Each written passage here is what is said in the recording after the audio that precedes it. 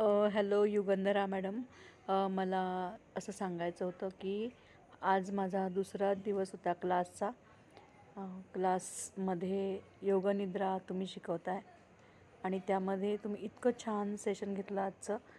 कालही छान घेतलेलं होतं, पण मला आज जास्त त्याचा प्रभाव जो आहे तो वाटला. म्हणून मी आज तुम्हाला हे सांगू इच्छिते की तुम्ही सूचना दिलेल्या मी ऐकत होते आणि त्यांचं फॉलो करत होते त्या सूचना.